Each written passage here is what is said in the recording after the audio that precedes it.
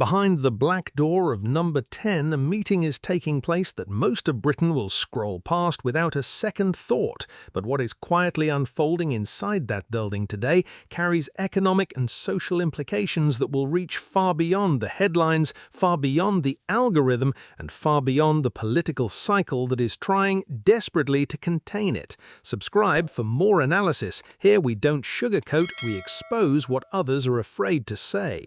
Bereaved parents are sitting across from the Prime Minister of the United Kingdom, not with placards, not with protests, but with something far more powerful: testimony. And Keir Starmer, a man who has built his political brand on controlled, deliberate action, now finds himself at a crossroads that is no longer purely moral, no longer purely political, but unmistakably, unavoidably economic. Because when Britain begins to legislate the internet, when a government starts drawing lines around what an algorithm can and cannot serve to a 14-year-old at 2 in the morning, the ripple effects don't stay in the bedroom. They travel directly into the balance sheets of some of the most powerful and most financially interconnected corporations on the planet. And the question nobody in the mainstream conversation is asking loudly enough is this: what does it cost Britain economically to pick this fight? And what does it cost Britain even more to avoid it?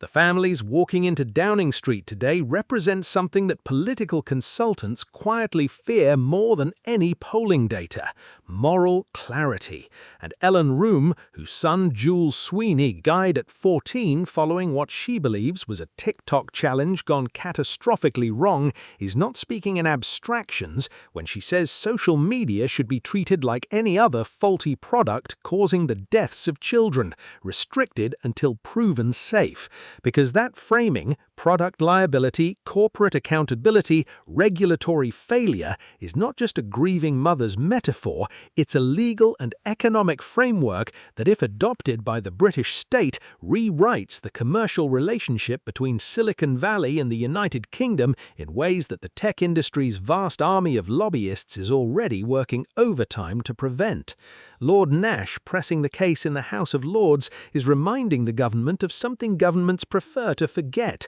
that commitments made to Parliament are not suggestions, they are obligations. And when he says he expects the government to deliver fully and in the shortest possible time frame, he is not speaking as an idealist, he is speaking as someone who understands that institutional credibility, once eroded, carries its own economic cost, because investors and markets do not simply watch what a government does, they watch whether a government does what it says. And a Britain that makes promises it softens under corporate pressure is a Britain that quietly signals to the world that its regulatory word cannot be fully trusted. Angela Rayner, in a moment of rare and unguarded political candor on a podcast, put into plain language what a significant portion of the British public has been feeling with growing frustration. Why is this taking so long when the answer seems so obvious? And that question, stripped of its political context, is actually a deeply economic one, because policy delay in the face of clear public harm is never free. It is paid for in NHS mental health spending, in lost productivity, in the compounding social costs of a generation whose psychological architecture is being shaped by content systems designed not for their well-being, but for their addiction. And when you begin to calculate what Britain is already spending on the downstream consequences of unregulated youth social media exposure, the CAMS waiting lists, the school intervention programs, the inpatient adolescent psychiatric beds, the cost of regulation begins to look not like a burden on growth, but like a correction to an already catastrophic market failure that the taxpayer has been silently absorbing for years.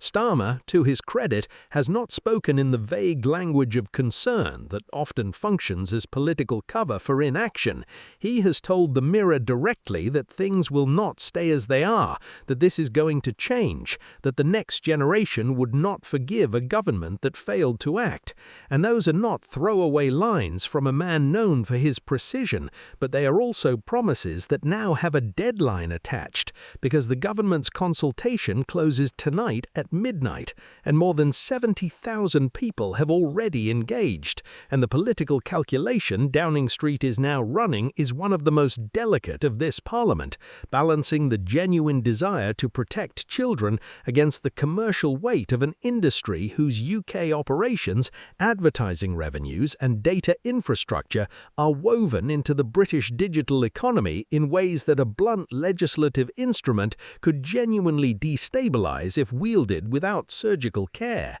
The Australia model, an outright ban on social media for under-16s, is the benchmark being held up, and it is worth understanding what that decision meant economically for Canberra before assuming it translates cleanly to Westminster, because Australia moved in a climate of significant public mandate, with less dependence on the tech sector for its broader economic positioning, and with a political consensus that Britain, with its post-Brexit hunger for US tech investment and its ambition to position London as a global digital hub, cannot simply replicate without acknowledging the trade-offs, and those trade-offs are real. They are measurable, and they are being modelled right now inside Treasury and DCMS in ways that will never appear in the consultation's public summary. Ian Russell, whose daughter died after encountering suicide and self-harm content online, represents a genuinely different strategic argument, that the tools already exist in law, that the Online Safety Act already grants powers that are simply not being enforced with sufficient aggression, and this is not a minor disagreement within the campaign. It is a fundamental question about the mechanism of change, because a new ban requires new legislation, new enforcement infrastructure, new legal challenges from tech companies with litigation budgets that dwarf the annual operating costs of the very regulators meant to constrain them, whereas enforcement of existing law requires political will, which is cheaper in pounds but more expensive in courage. And the question of which path Starmer ultimately chooses will tell us something profound, not just about this government's values, but about its theory of power and its willingness to absorb the commercial hostility of an industry that does not lose quietly. The government has already secured legal powers that would allow ministers to act swiftly if needed. That is not a small detail, it is a strategic insurance policy. And what it tells us is that Downing Street is not moving slowly because it is indifferent, it is moving deliberately because it understands that a policy announced too early, too clumsily, or without sufficient legal architecture can be dismantled in court before it ever reaches a child's phone. And the tech companies know this, and they are counting on it. And the families sitting across from the Prime Minister today know it too, which is why their presence in that room is not symbolic, it is tactical, because moral testimony in the right room at the right moment can harden political resolve in ways that no economic briefing ever quite manages to replicate.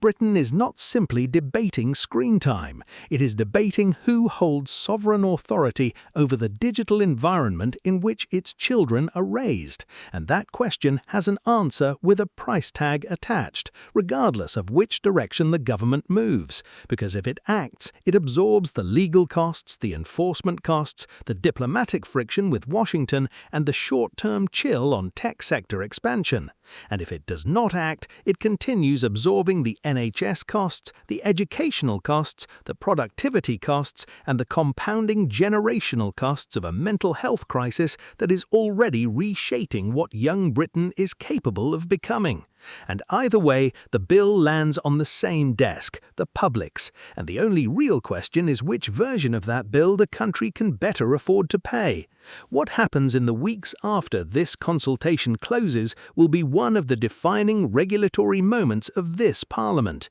not because it is the loudest story in the room, but because it is quietly drawing the boundary between what digital capitalism is permitted to do to British children and what the British state is finally prepared to say it will not allow. And the world, the investors, the tech executives, the foreign governments watching how post-Brexit Britain handles sovereign regulatory power will be watching that boundary being drawn with very close attention indeed.